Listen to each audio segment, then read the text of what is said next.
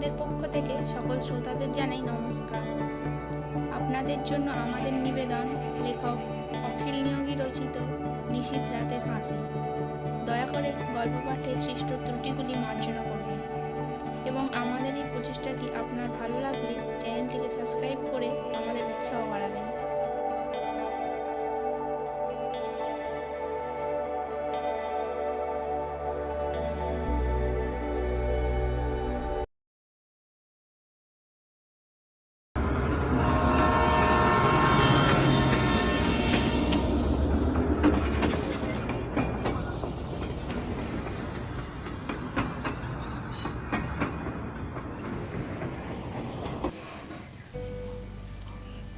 বিন্দু যেন বিদ্যুৎ বেগে এতটা পথ চলে এসেছে।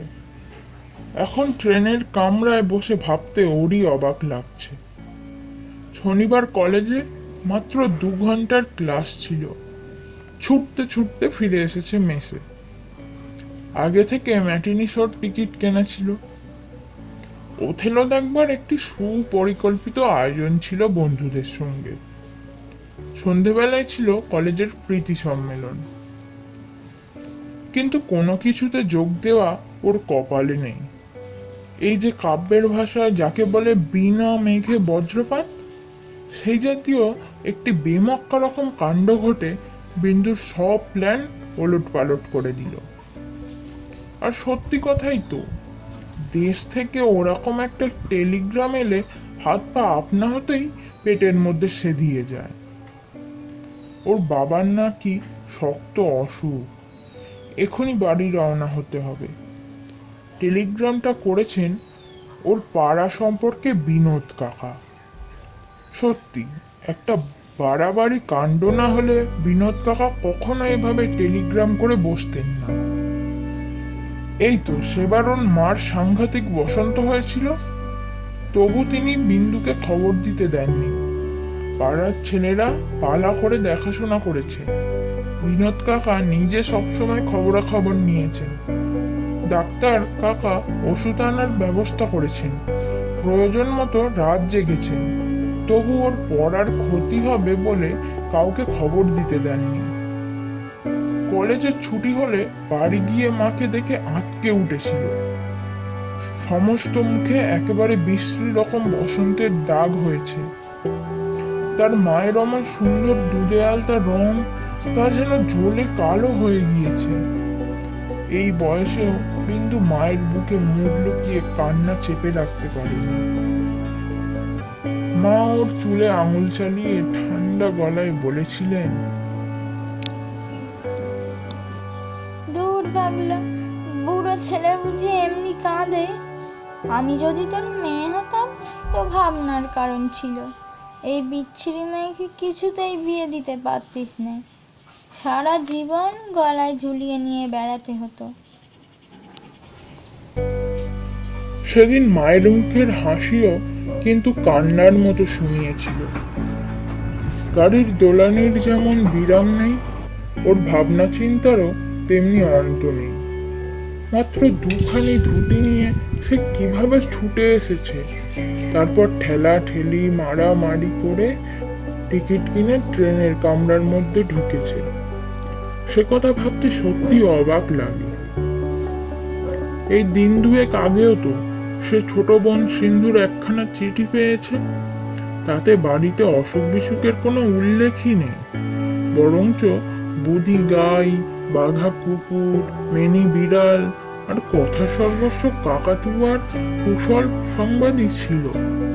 হঠাৎ এই 2 দিনের মধ্যে বাবার এমন কি শক্ত অসুখ হলো যার জন্য বিনোদ কাকা টেলিগ্রাম করতে বাধ্য হলেন?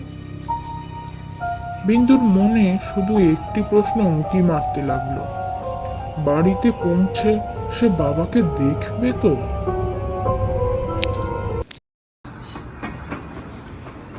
রেলগাড়ির ধোঁয়ায় ওর ভাবনা চিন্তার সুতোগুলি কেবলই যেন জট পাকিয়ে যাচ্ছিল। হঠাৎ মনে পড়ল ছোট বোন সিন্ধুর চিঠিতে আবদার ছিল এবার বাড়ি যাবার সময় চুলের লাল সিল্কের ফিতে নিয়ে যেতে হবে। এত ছুটোছুটিতে কি চাই মনে থাকে? ভালো কথা, একটা স্টেশনে গাড়ি থামলে কোনো ফেরিওয়ালার কাছে নিশ্চয়ই পাওয়া যাবে। কিন্তু ফেরিওয়ালার জন্য অপেক্ষা করতে হলো না। একজন ক্যানভাসার এসে ঢুকলো। তার বাক্সে না আছে এমন জিনিস নেই। দুটি জিনিস বিন্দু বেছে নিলে, সিন্ধুর জন্য লাল সিল্কের ফিতে আর বৌদির জন্য একটি লাল তরল আলতা। ওর এক বৌদি এখন ওদের বাড়িতেই আছে, তার জন্য কিছু হাতে করে না নিলে সত্যি খারাপ দেখাবে।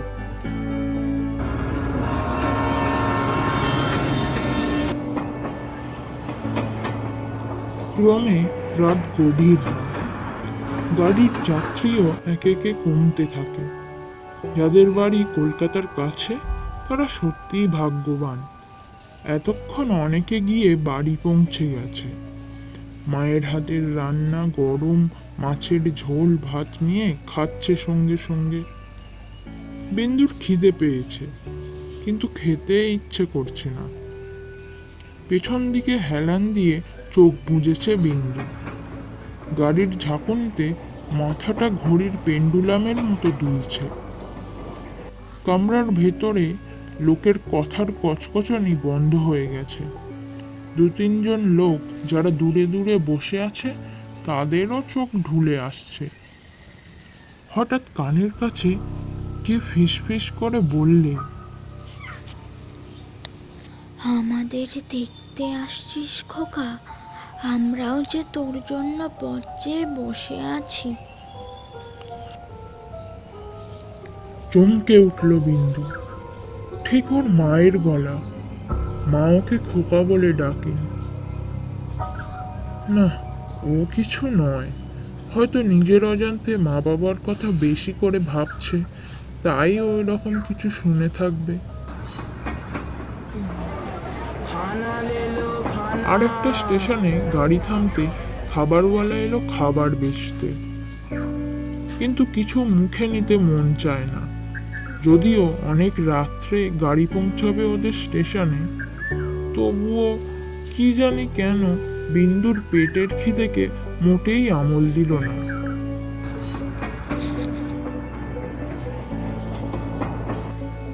দুপাশে শুধু রাশি রাশি অন্ধকার। কোথাও জোনাকির ঝাঁক, নাম না জানা একটা পাখির আওয়াজ, ট্রেনের বাঁশি ধোয়ার একটা উৎকট গন্ধ। এরই ভেতর দিয়ে কখনো ঘুমিয়ে কখনো তন্দ্রাচ্ছন্ন ভাবে বিন্দু বাকি সময়টা কাটিয়ে দিল।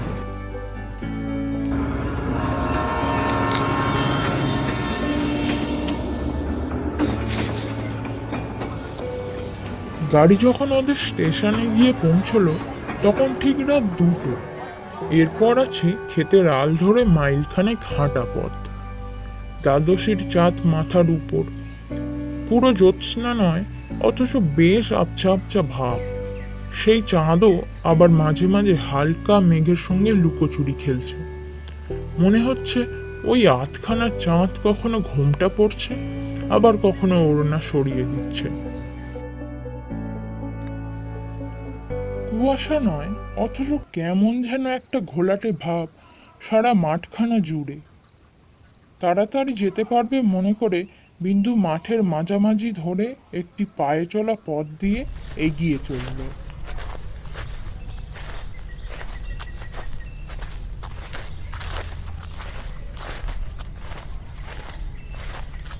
কিছু দূর চলবার পর মনে হলো কে যেন পিছনে পিছনে আসছে।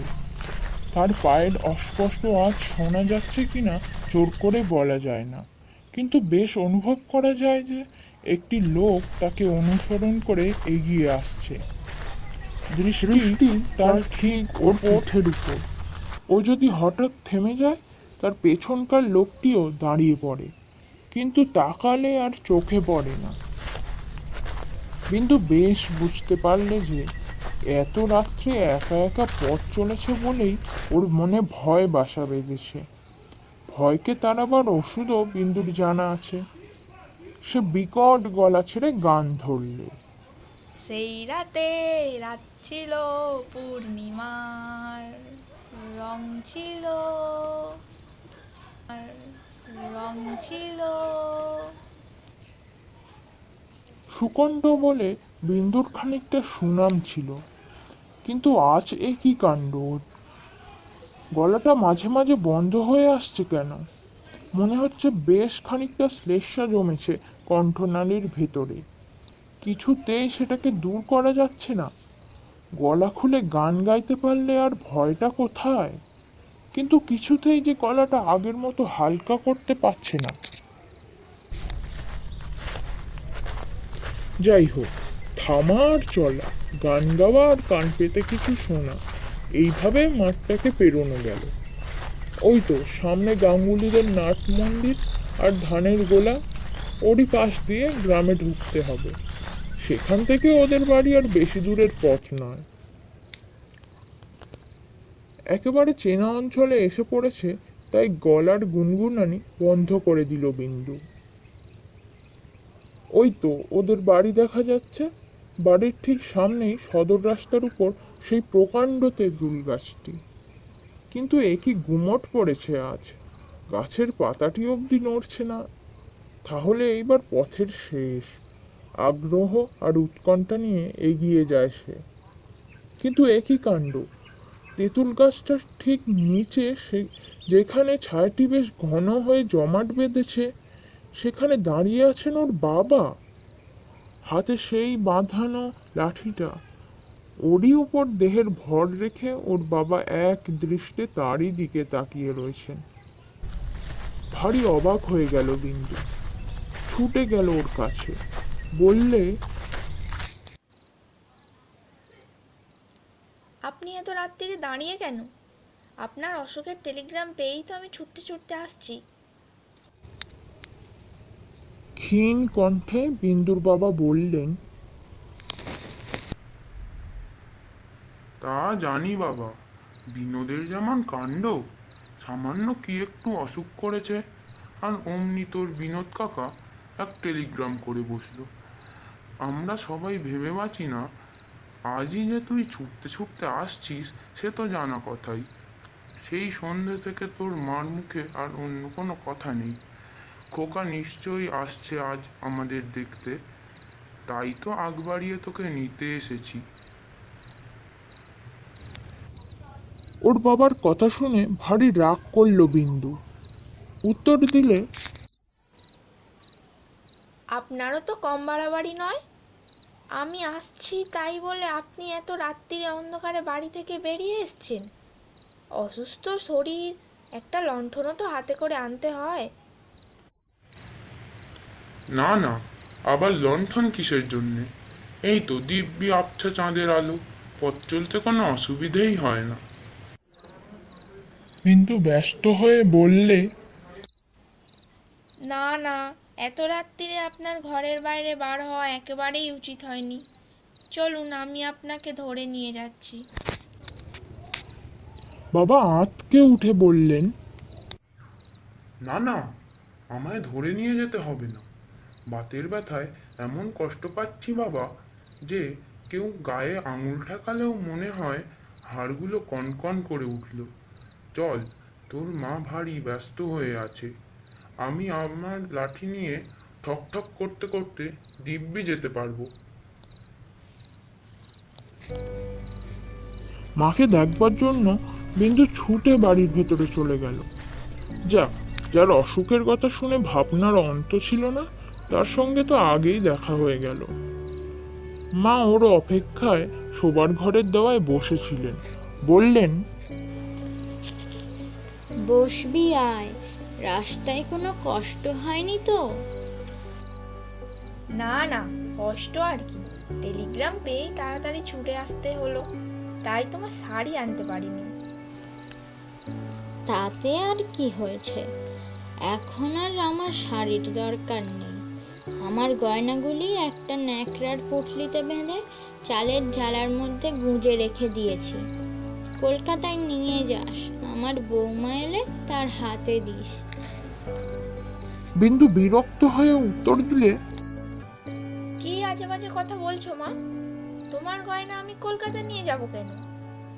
কিন্তু আমার যে ভয়ানক খিদে পেয়েছে। ঘরে কিছু নেই? চিঁড়ে মুরগি, নারকেল নাড়ু?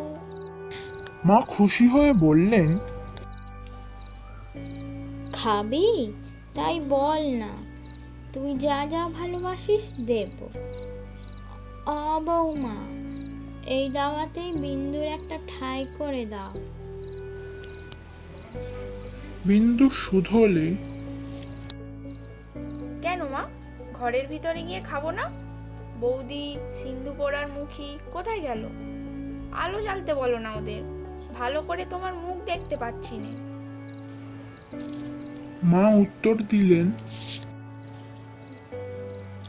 আজ ঘরে একটুও কেরোসিন নেই বাবা। ওদের যেমন সংসার করা, আগের থেকে কিছুতেই বলে না। তা আজকের মতো এই দাওয়াতে বসেই খেয়ে নাও, চাঁদের আলো আছে, অসুবিধা হবে না। হঠাৎ তাকিয়ে দেখে বৌদি ওর সামনে দাঁড়িয়ে। নানা রকম তরি তরকারি, ভাত ডাল সব আসনের কাছে সাজানো। এত সব খাবার বৌদি আনলে কখন? মায়ের সঙ্গে গল্প করতে গিয়ে এদিকে খেয়ালই করেনি। কিন্তু বৌদির মুখে এত বড় একটা ঘুমটা কেন? বিন্দু সুটকেস থেকে আলতাটি বের করে বললে, বৌদি, এই তোমার তরল আলতা।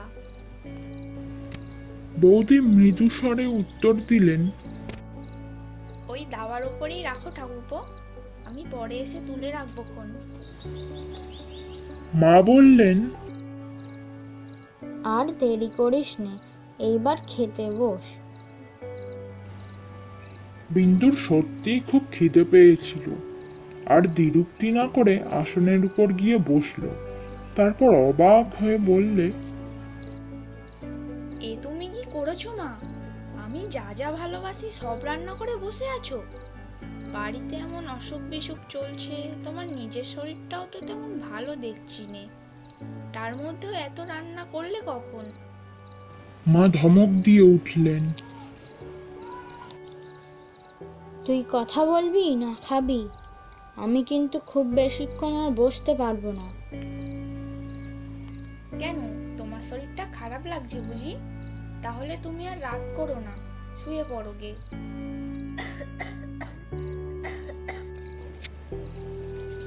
ওর বাবার খক খক কাশি পেছনে শোনা গেল।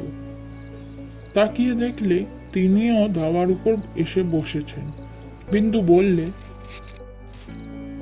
আপনি শুয়ে পড়ুন বাবা, আবার রাত জেগে অসুখ বেড়ে যাবে। না না, তোর সঙ্গে জরুরি কয়েকটা কথা রয়েছে রে। হাঁপাতে হাঁপাতে ওর বাবা উত্তর দিলেন। বিন্দু বিরক্ত হয়ে উত্তর দিলে, কথা তো আর পালিয়ে যাচ্ছে না বাবা, কাল সকালে ধীরে সুস্থে শোনা যাবে। ওর বাবা কোনো অনুরোধই শুনলেন না। চুপচাপ দাওয়ার উপর বসে কেবলই মাথা নাড়াতে লাগলেন। বিন্দু বুঝলে তার খাওয়া শেষ না হলে কেউই নড়ছে না, তাই তাড়াতাড়ি ভাত ভেঙে নিলে। তারপর বললে, সত্যি তুমি কি কাণ্ড করেছো বলো তো মা? আমি যা যা খেতে ভালোবাসি সব জুটিয়েছো একসঙ্গে। ঢেঁকি শাক, ছাঁচি কুমড়োর তরকারি, এঁচোড়ের ডালনা, আমাদের পুকুরের মাছ বুঝি, ঘরে পাতা দই, পায়েস, তোমার হাতের তৈরি ছানার সন্দেশ। তুমি কি শেষ খাওয়া খাওয়াচ্ছ নাকি আমাকে? মা বলে উঠলেন, ষাট ষাট, ও কথা বলতে নেই। ওদিকে বাবাও যেন অধৈর্য হয়ে উঠেছেন। আমার কথাগুলি মন দিয়ে শোনো। উপাড়ার শিকদার বাড়ির ত্রৈলোক্য শিকদার দিন 15 আগে সপাঁচেক টাকা ধার নিয়েছে। কোনো লেখাপড়া নেই। ওর বাবার সাধ্যে হঠাৎ আটকা পড়ে গিয়েছিল। সিন্দুক থেকে টাকাটা বের করে দিলাম। খেয়াল রাখিস, ভুলে যাস না যেন। হেসে উঠে বিন্দু জবাব দিলে, ওসব টাকা করি আপনি খেয়াল রাখুন গে। আমি কোনোদিন খেয়াল রেখেছি? না আমাকে কখনো খেয়াল রাখতে বলেছেন? না রে না, অমন করে কথাটা উড়িয়ে দিস নে, পরে বুঝতে পারবি সব। এমন সময় সিন্ধু সেখানে এসে হাজির হলো, কিন্তু ওকে ঘরের ভেতর থেকে কিংবা দাওয়া ধরে আসতে দেখলে না তো বিন্দু। ও যেন একেবারে মাটি ফুঁড়ে বেরোলো। সবই যেন আজ অদ্ভুত লাগছে বিন্দু। মা বাবার কথা, বৌদির ব্যবহার, সিন্ধুর কাণ্ড, এই কদিনে কি সবাই বদলে গেল। বিন্দু বললে, সিন্ধু, আমাদের বাগানে যে গন্ধলেবু গাছ আছে, একটা লেবু নিয়ে আয় না, ডাল দিয়ে খাই। কথা বলার সঙ্গে সঙ্গে সিন্ধু হাতের মুঠোর ভেতর থেকে 2 টুকরো লেবু বার করে ওর পাতে ফেলে দিল। বিন্দু অবাক হয়ে গেল বোনের কাণ্ড দেখে। সিন্ধু বললে, দাদা, আমার সেই লাল সিল্কের ফিতে তুমি আনোনি বুঝি? বিন্দু জবাব দিলে, এনেছি রে পোড়ামুখী, এনেছি, এই নে। বাঁ হাত দিয়ে পকেট থেকে বার করে সে ওর হাতে দিতে গেল। সিন্ধু কিন্তু প্রবল আগ্রহে দাদার হাত থেকে সেটা ছিনিয়ে নিলে না। দাওয়ার উপর রাখো, আমি এই এলুম বলে। বিন্দু তাকিয়ে দেখে সিন্ধু আর সেখানে দাঁড়িয়ে নেই। ওকে কোনো প্রশ্ন করার ফুরসত না দিয়ে হঠাৎ মা বলে উঠলেন, গাঁয়ের লোক অনেকে পরামর্শ দেবে তোকে, কারো কথা শুনিস নি। খুব অল্প খরচে কাজ সারবি। ভবিষ্যৎ ভেবে সব সময় চলতে হবে তোকে। বিন্দু খেতে খেতে মুখ তুলে তাকালো, বলল, কি আবল তাবল বকছো মা? আমি ভবিষ্যৎ ভেবে চলবো তো তোমরা মাথার উপর রয়েছো কেন? বাবা একটা দীর্ঘ নিঃশ্বাস ছেড়ে ফোড়ন কাটলেন। আর বাবা কবে আছি কবে নেই, সেই জন্যেই তো গোটা কয়েক কথা বলে যেতে চাই সময় থাকতে। ওই যে নন্দীরা রয়েছে আমাদের আমবাগানের পশ্চিমে, ওদের ইচ্ছে আমাদের আমবাগানটাকে হাত করবার। অনেক লোভ দেখাবে তোকে, কিছুতেই রাজি হোস নে খোকা। এই আমবাগান তোর ঠাকুরদা নিজে হাতে তৈরি করেছেন। আমি ছেলেবেলায় ওখানে আম কুড়িয়েছি, তুই কুড়িয়েছিস, আবার তোর ছেলে মেয়েরাও কুড়োবে। মা বললেন, আর দেখ, আমার যে দেখন হাসি ছই আসে, তার মেয়েকে বিয়ে করবি। আমি এতদিন কাউকে বলিনি, কিন্তু তাকে যে কথা দেওয়া আছে, তুই মায়ের শেষ কথা রাখবি তো খোকা? বাবা বললেন, খুব বেশি সময় তো আর হাতে নেই বাবা, সবচাইতে যে দরকারি কথা সেইটা আগে বলে নেই। আমাদের যে তুলসী মঞ্চ, তার তলায় আছে 2টি পেতলের ঘড়া, একেবারে মোহরে ভর্তি। বংশ পরম্পরায় এ আমাদের সম্পত্তি, কাকপক্ষীতে কেউ জানে না। আজ তোকে বলে গেলাম। মা বাবার কাছ থেকে এই জাতীয় বৈষয়িক কথা বিন্দু কখনো শোনেনি, তাই সে ভারী হকচকিয়ে গেল। ঘরের আশেপাশে কি রকম ছমছমে ভাব, মনে হচ্ছে আরো যেন অনেকে আছে, তারা সব ফিসফিস করে কথা বলছে। একটা কালো বাদুড় বিন্দুর মাথার উপর দিয়ে উড়ে গেল। হঠাৎ গোয়াল ঘরের পেছনে একটা বেড়াল ডেকে উঠল। বিন্দু এতক্ষণ লক্ষ্য করেনি, উঠোনের দিকে নজর করতেই দেখে ওখানে এত জঞ্জাল জমে আছে কেন। কতকগুলো দড়ি, ময়লা ন্যাকড়া, কলা গাছ, শূন্য ভাঁড়, এসব কি? কতগুলো কড়ি ছড়ানো সিঁড়ির ধারে। হঠাৎ খাওয়া বন্ধ করে গ্লাসে হাত ধুয়ে নিল বিন্দু। বললে, মা, বাবা, ব্যাপার কি খুলে বলো তো? তোমরা কিভাবে কথা বলছো? আমি কিছু বুঝতে পারছি না। এত ফাঁকে ফাঁকে রয়েছো কেন? এ যেন সবটাই হেয়ালি। এই বলে সে পকেট থেকে একটা টর্চ বের করে জ্বালতেই চারিদিক থেকে একটা হা হা আর হি হি শব্দ ভেসে এলো। তাকিয়ে দেখে সে কোথায় তার মা আর বাবা? বৌদির জন্য আনা আলতাটা গড়িয়ে পড়ছে দাওয়ায়, আর সিন্দুর সিল্কের ফিতেটা হাওয়ায় উঠছে এদিক ওদিক। সেই বুক ফাটা হাসির শব্দ তখনও আশপাশ থেকে মিলিয়ে যায়নি। বিন্দু ডাকলে বাবা। আড়াল থেকে মায়ের গলা পাওয়া গেল। ভয় পাস নে বিন্দু, ওসব কিছু নয়। এখানে আরো সব বাইরের দুষ্টু লোক আছে কিনা। এমন সময় বিনোদ কাকার হাঁক শোনা গেল। ওরে বিন্দু, আমি আসছি, ভয় নেই, ভয় নেই। লণ্ঠন হাতে ছুটতে ছুটতে বিনোদ কাকা এসে পাশে দাঁড়ালেন। ভয়ে আর উত্তেজনায় তিনি হাঁপাচ্ছেন। বিন্দু শুধলে, কি ব্যাপার বলো তো বিনোদ কাকা, আমি তো কিছুই বুঝতে পারছি না। মা, বাবা। ওকে থামিয়ে দিয়ে বিনোদ কাকা অস্ফুট কণ্ঠে বললেন, আমারই ভুল হয়েছে রে বিন্দু, আমারই স্টেশনে যাওয়া উচিত ছিল।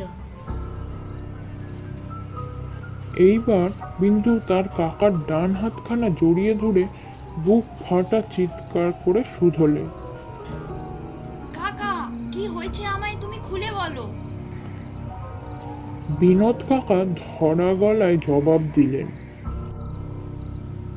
কলেরায় একদিনের মধ্যে সবাই চলে গেল রে, আমি কিছুই করতে পারলাম না। কোন মুখে তোকে সে খবর দেব? মাথার উপর সেই কালো বাদুরটা আবার ডানা ঝটফট করে উঠল। আস্তা করে কেঁদে কেঁদে ফিরছে কুকুরটা। বিন্দু সেই দাওয়ার দিকে তাকালে, যেখানে তার মা বসেছিলেন, বাবা কথা কইছিলেন। তারপর হঠাৎ জ্ঞান হারিয়ে মাটিতে লুটিয়ে পড়ল। ধাক্কা লেগে বিনোদ কাকার হাতের লণ্ঠনটা পড়ে গিয়ে নিভে গেল। আবার সেই অন্ধকার, সঙ্গে সঙ্গে বহু কণ্ঠের সেই খিলখিল হাসি।